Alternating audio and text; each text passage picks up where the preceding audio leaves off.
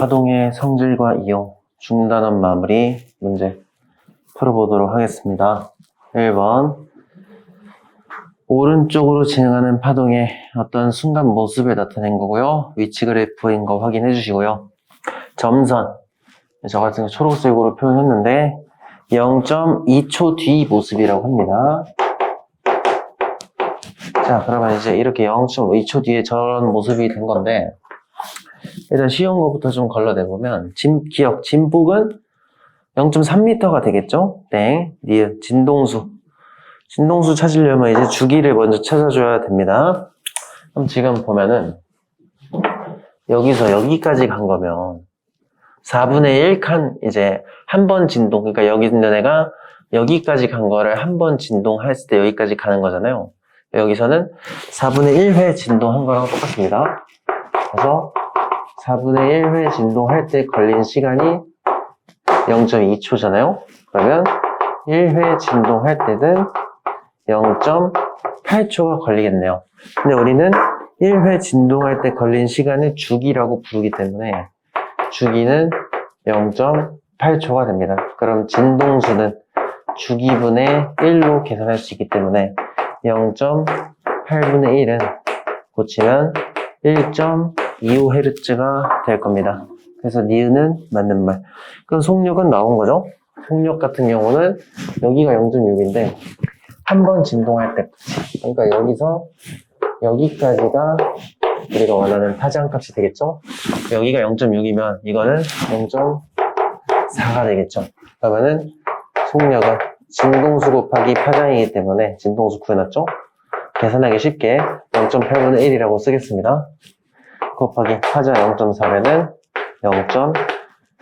0.5m/s가 나오겠네요. 디귿은 틀렸지. 정답은 2번. 2번입니다.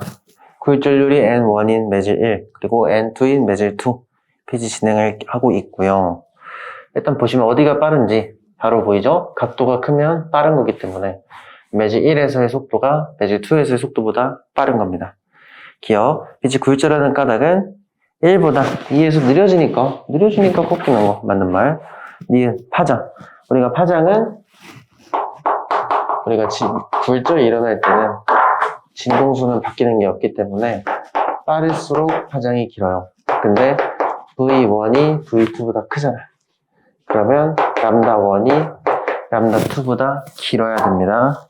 니은은 맞는 말. 마지막 디귿. 근데 속력은 반대죠? 굴절률이 클수록 느린 겁니다. 그래서 굴절률은 2가 더 커야 되겠지. 디귿은 땡. 정답은 4번. 3번입니다. 매질 A의 굴절률이 루트 2일 때, A의 굴절률이 루트 2일 때, 매질 2의 굴절률을 찾으라고 하는 거죠. 그럼 우리가 A에 대한 B의 굴절률 찾아보면은 A의 굴절률분의 B의 굴절률, 그러니까 루트 2분의 X로 두면 되겠죠? 근데 이 각도는 우리가 매질 1에서의 입사각 나누기 매질 B에서의 굴절각을 써주면 됩니다. 근데 여기서 조심해야 될 게 각도 여기를 줬는데 여기는 입사각이 아니죠? 입사각은 먹선에 대한 각도이기 때문에 입사각은 45도, 굴절각은 30도가 됩니다. 그러면 세타 A가 45이기 때문에 분자는 2분의 루트 2, 분모는 2분의 1이 되겠죠. 결론적으로 NB, 얘가 X는요, 이걸로 넘겨주면은, 이거 일단 루트 2잖아. 2가 되겠네요. 4번입니다. 굴절률이 1.5인 물질 속에서 진행하는 빛의 속력. 이제 굴절의 법칙을 이용하면은 속도 B를 우리가 계산해 볼 수 있습니다. 그러면은, 이 매질을 A라고 놓으면은, A에 대한 진공의 상대 굴절률을 비교해보면 A에서의 굴절률분의 진공에서의 굴절률이 되고요. 이 비율은 A에서의 속도 나누기 B에서의 속도가 됩니다.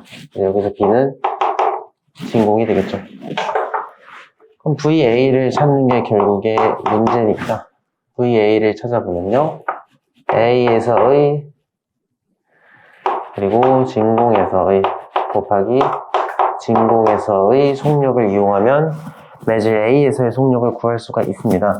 근데 매질에서의 굴절률은 1.5라 그랬고요. 진공에서의 굴절률은 1입니다. 그러면 진공의 속력은 3 곱하기 10의 8승 미터 퍼 세크니까 계산해보면 이것만 2로 바뀌면 되네요. 3번 해주면 되겠네요. 5번입니다. 물결파 발생 장치를 이용해서 물결파의 굴절 현상을 관찰한 실험 결과가 나타냈고요. 깊은 물에서 얕은 물로 진행한다고 하니까 여기가 깊은 물, 여기가 얕은 물이 될 겁니다.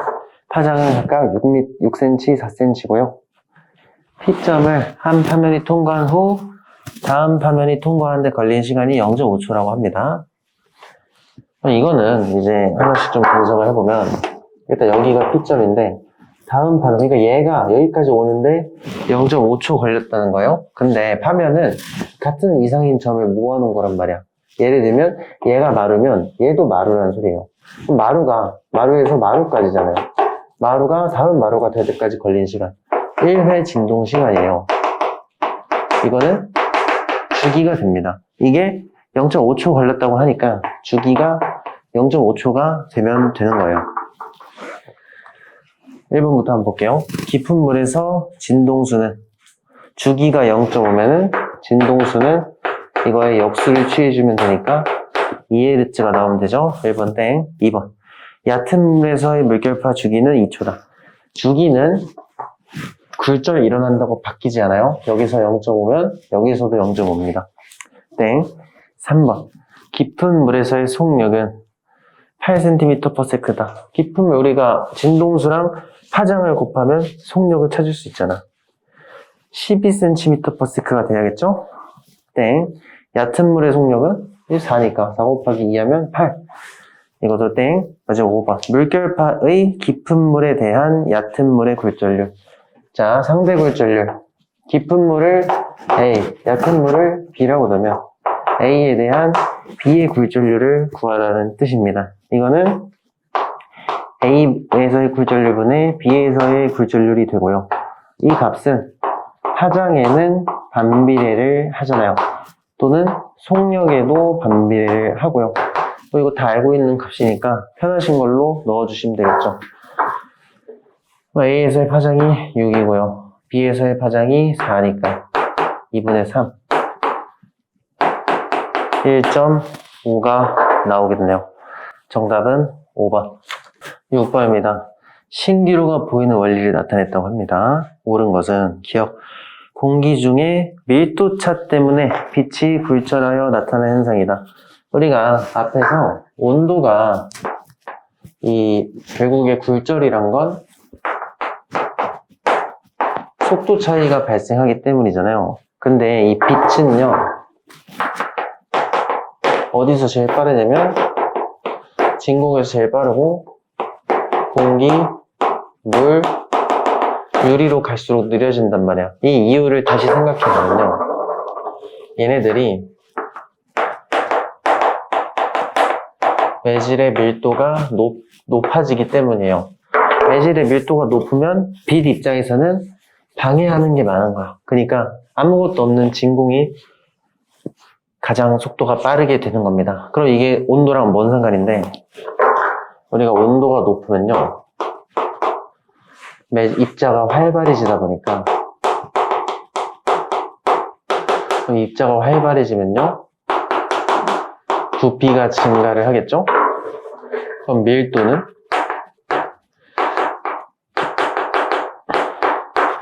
부피분의 질량으로 계산하는 건데, 이 온도가 올라가서 입자가 활발해져서 부피가 올라가면 밀도는 감소하고 결국에 속도가 빨라지는 겁니다. 이쪽으로 속도가 증가하는 이런 현상을 보이는 겁니다. 그래서 엄밀히 따지면 밀도 차이 때문에 굴절하는 게 맞는 말이 되는 겁니다. 기억은 맞는 말. 니은 속력은 더운 쪽이 더 빨라야 되죠. 땡. 디귿 지표 근처의 공기가 차갑고 위쪽이 더울 때는 신기루가 발생하지 않는다. 이제 이게 거꾸로 될 때, 좀 이제 추운 지역의 경우는 아래쪽이 차갑고요. 아래쪽에 찬 공기, 위쪽이 상대적으로 더운 공기가 나오는데, 이런 경우에는 위쪽으로 굴절이 되면서 위쪽에 이렇게 뒤집어져 있는 신기루가 보입니다. 저런 거를 위쪽에 신기루가 보인다 해서 위신기루라고도 부릅니다.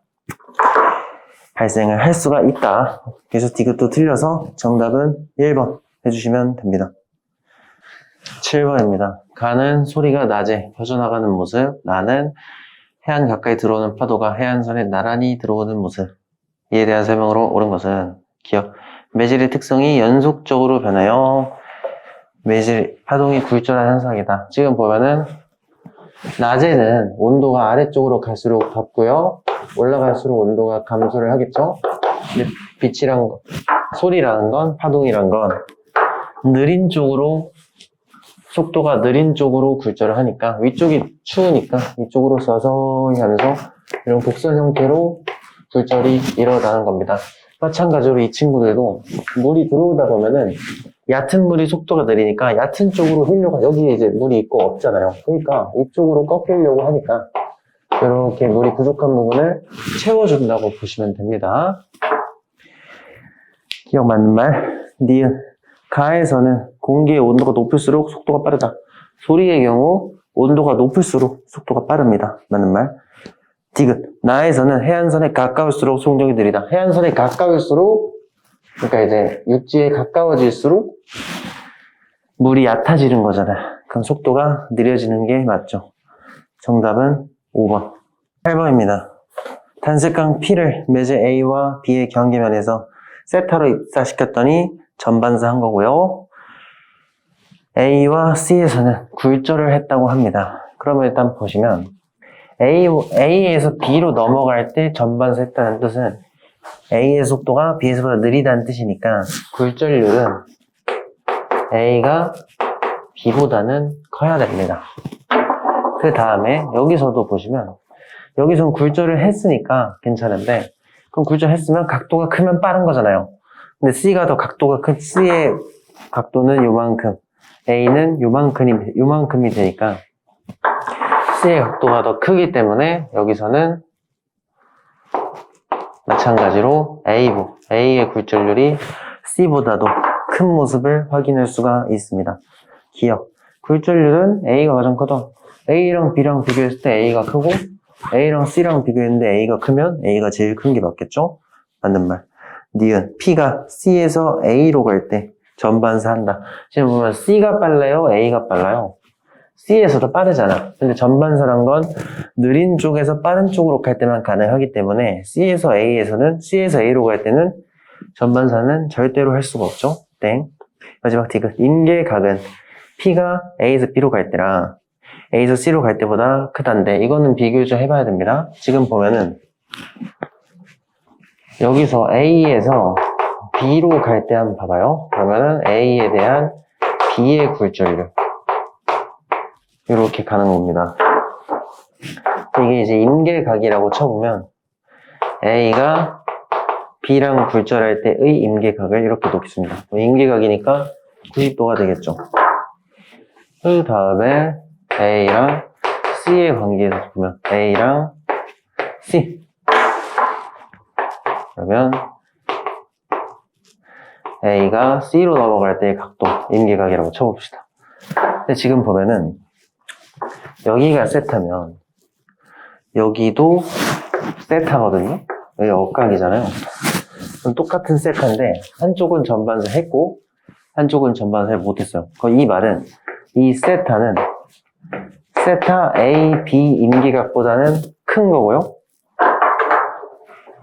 여기선 전반사를 못했으니까 여기서의 세타 값은 A와 C 사이의 임계각보다는 작다는 뜻이 됩니다. 그럼 결론적으로 A와 C 사이의 임계각이 A와 B 사이의 임계각보다 크다는 뜻이 돼요. 그럼 여기서 임계각이 크려면 어차피 A는 공통으로 갖고 있는 거니까 얘가 크려면 얘가 커야 되는 거지. 그래서 여기서 결과적으로 A가 제일 크고요. 그 다음이 C, 마지막으로 B. 이런 관계인 것까지 알 수가 있겠죠. 어쨌든 임계각은 A에서 C로 갈 때가 더 커야 되니까 디귿도 틀린 겁니다. 정답은 1번, 9번입니다. 빛이 공기에서 반원통 모양의 매질 A로 진행하는 경로를 나타냈고요. B와 Q 사이 거리는 3cm, R과 S의 거리는 1.5cm가 됩니다. 빛이 공기로 입사할 때 A에서 공기로 들어갈 때 임계각을 쓰라고 합니다. 그러면은 느린 쪽, 그러니까 A가 느리니까 각도가 작은 거 볼 수 있죠? 그럼 처음부터 A에 대한 공기의 굴절률, A에서 공기로 들어가는 거, 요걸 써보면 이거는 A에서의 각도, 그리고 이거는 B에서의 각도가 될 텐데, 어차피 사인 값이면 빗변분의 높이가 나오기 때문에 A에서의 각도는 빗변의 길이를 X라고 놓으면요, X분의 RS, 공기에서의 각도는 X분의 PQ, 이렇게 나올 겁니다. 그러면 PQ분의 RS 값이 상대 굴절률이 될 거고요. RS는 1.5, PQ는 3이니까 이 비율이 2분의 1이 나오면 되겠지. 그러니까 임계각이니까요. 임계각이란 건 공기에서의 굴절각이 사인 90도 1이 되는 순간이니까 이때 임계각, A의 임계각이 2분의 1이 나와야 되니까 이 비율은 여기서도 고정이 돼야 되죠. 사인 값이 2분의 1이 되는 각도는 30도가 되겠죠.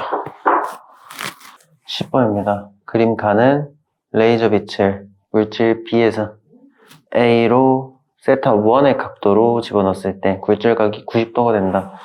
여기서 B와 A 사이의 임계각이요, 세타 1이 됐겠죠. 그 다음에 나는 A, B로 만든 광선묘에서 동일한 레이저 빛이 입사각이 세타 2일 때 전반사하는 모습을 나타냈다. 그러면은 누가 A겠어요? 지금 보면 전반사 코어가 굴절률이 더 커야 되잖아. 속도가 느린 쪽이 코어가 돼야 되니까 코어는 B, 플레링을 A로 사용을 했겠죠.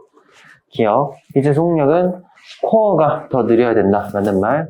그러니까 B를 코어로 써야 되죠. 니은은 틀렸고요. 지금 보면 임계각보다 커야 전반사 할 수 있으니까 세타 2로 넣었을 때 전반사 했으니까요. 세타 2가 세타 1보다는 커야 되겠죠. 디귿도 맞는 말. 정답은 4번. 11번입니다. 광통신에 대한 설명으로 옳은 것만을 보기에서 고른 것은 기억. 광선묘에서 빛이 진행할 때 전반사함으로 손실이 적다. 맞는 말. 니은. 광통신은 대용량의 정보를 먼 곳까지 전달 가능하다. 맞는 말. 디귿. 광통신은 빛, 전기, 빛으로 변환하는 게 아니고 전기를 빛으로 바꿔서 전송하고 다시 전기로 돌리는 거죠. 틀렸지. 정답은 3번. 12번입니다. 파동 A, B, C를 나타냈다. 화면에서 영상을 나타내는 파동 A,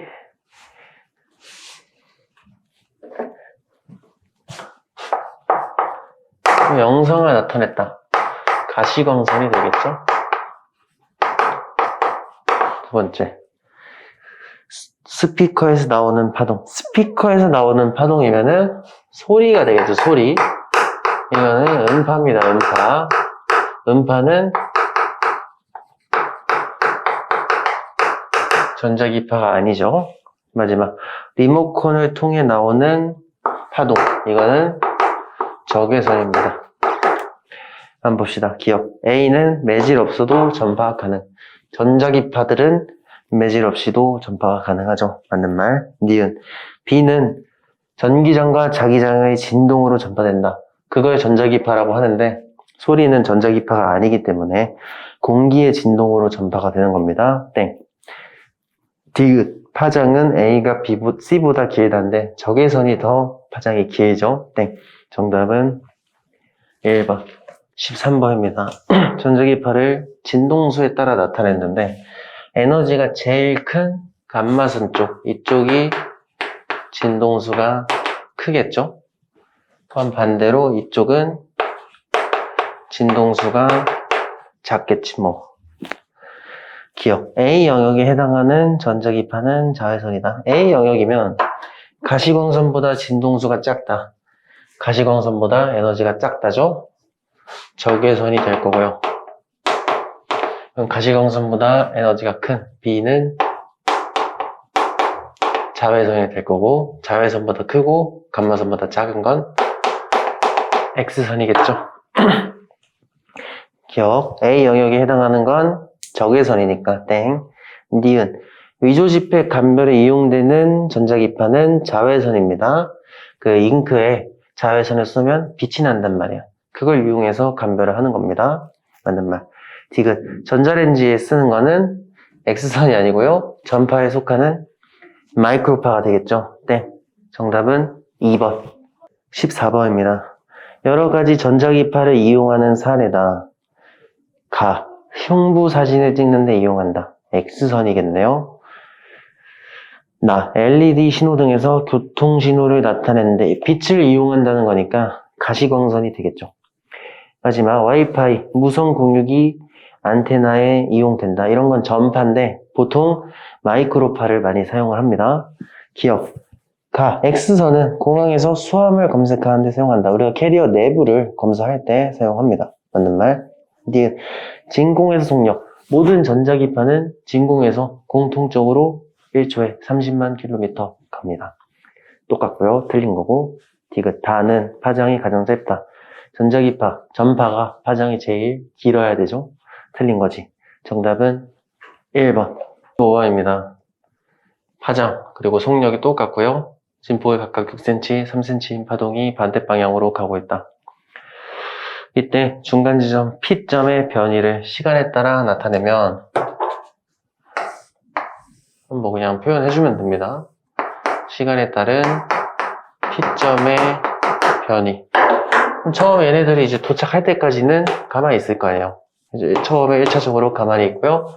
얘랑 얘가 만나다 보니까 아래 마이너스 6이랑 플러스 3이 만나면 마이너스 3이 되겠지 뭐. 그러다가 이제 얘가 여기까지, 얘는 여기까지 오면은 이제 다음 뒤바뀌겠죠, 입장이? 그러면은 이때부터는 위로 3, 아래 위로 3이라는 변이를 갖겠지. 그러면은 시간에 따라 나타내면 이런 모양이 될 거고요. 이런 모양을 나타내는 친구는 1번 해주면 되겠네요. 16번입니다. 일정한 진동수의 소리가 발생하는 신호 발생기에 소리를 내보는 스피커라고 합니다. A, B를 켜고 O에서 X방향으로 걸어간다고 합니다. 근데 5점에서 소리가 최대였다는 건, 자, 지금 보면은, 근데 여기가 딱 중점이래잖아. 가운데래요. 그러면 5점에서는 경로차가 0이 되겠죠? 근데 경로차가 0인데 최대다? 그럼 보강이라는 뜻이고요. 경로차가 0일 때 보강을 하려면 이 둘의 파원에서의 위상은 동일해야 되겠죠. 그런 상황이고, 걸어가다 보면은 경로차가 커질 건데 Q점에서 처음으로 소리가 최소가 됐다는 건 상쇄인데, 처음으로 상쇄가 되려면 경로차가 2분의 1람다가 되는 지역이 Q점이라는 뜻이 되겠죠. 기억. P에서는 상쇄 간섭이 일어난다. 그럼 이쪽에서 똑같으면 이쪽에서도 똑같이 경로차가 이렇게 될 건데, 여기서 거리가 똑같으니까 여기도 경로차가 2분의 람다가 될 거니까 여기도 상쇄 간섭하는 점이 되겠죠. 맞는 말. 니은. 5점에서는 위상이 똑같이 만나니까 보강이 되는 거죠. 맞는 말. 디귿. 소리의 진동수를 증가시키면 O와 Q 사이에 최소인 점이 생긴다. 진동수를 증가를 시켜봅시다. 파동의 소응력에서 진동수가 커지면 파장이 줄어들기 때문에, 그럼 파장이 줄어들면 여기 경로차는 그대로예요. 파장이 줄어들면 이 중간에 반파장의 1배가 되는 지점이 여기 생기고, 뭐 여기는 다른 위치가 되겠죠, 아무래도. 뭐, 아니면 이렇게 생각해 볼까? 우리가 원래 파장이 람다일 때, 반파장은 2분의 람다니까, 얘랑 얘는 1배 차이 나니까 상쇄였잖아. 그럼 파장을 줄여요. 파장을 절반으로 줄였다 치면은 반파장은 4분의 람다가 되면서 이 4분의 람다는 저 지점에서는 2배가 되는 거니까 이 경우에는 보강 간섭을 하는 겁니다. 그러니까 파장이 길어지면 파장이 짧아지면 그만큼 반파장도 줄어들기 때문에 상쇄 간섭하는 지점이 좁아져야 된다는 뜻입니다. 어쨌든 디귿도 맞는 말.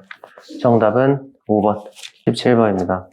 그러니까는 물결바 투영 장치에서 간격이 3cm인 파원 S1, S2 진동수, 진폭이 똑같은 파동을 같은 위상으로 보내고 있다고 하고요. 나는 그거를 모식적으로 나타낸 모습입니다. 이때 실선은 마루, 점선은 골인데 마루는 하얀색, 주황색은 골이라고 하겠습니다. 기억, A에는 상쇄 간섭이 일어난다. 같은 파원 위상이 똑같으니까 A는 골과 골이 만나는 곳이니까 보강 간섭이어야 되죠? 땡, 니은.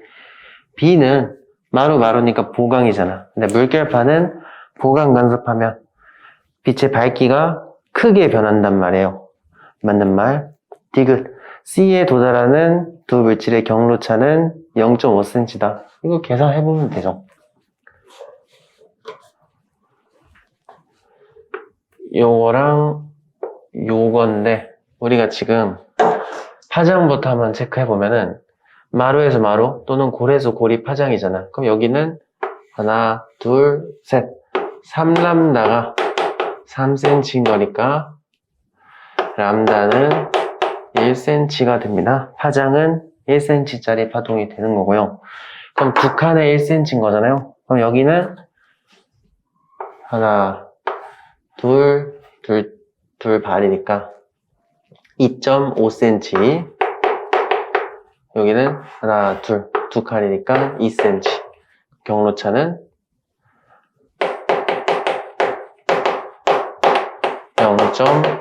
0.5cm가 되겠죠. 맞는 말. 정답은 5번. 18번입니다. 가다는 두 파동이 중첩되어 진폭이 변하는 것을 나타낸 것이다. 기억. 가는 커지고 있으니까 보강 간섭. 니은. 악기의 울림통. 악기는 소리를 크게 내야 되잖아. 가의 원리. 보강 간섭을 이용해야 되겠죠? 디귿. 소음 제거기. 상쇄 간섭 이용하는 거니까 나를 이용했겠지. 정답은 5번.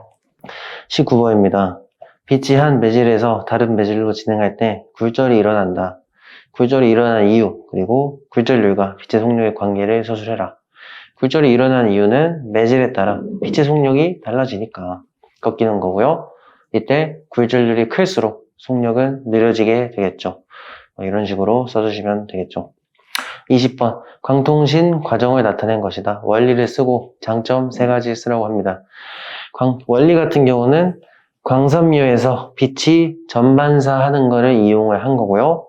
장점의 경우 대용량 그리고 빠르게 정보를 전송할 수 있고 잡음, 혼선, 도청 같은 게 거의 없다. 그 다음에 에너지 손실이 적다. 그러니까 증폭기 설치 구간도 길고요. 이런 식으로 장점을 적어주시면 되겠습니다. 21번입니다. 비행기 내부에서 비행기 밖에 엔진에 의한 소음이 잘 들리지 않게 하는 원리, 그리고 마이크와 스피커 역할을 포함해서 서술을 하라고 합니다. 외부의 마이크를 통해서 소음을 받아요.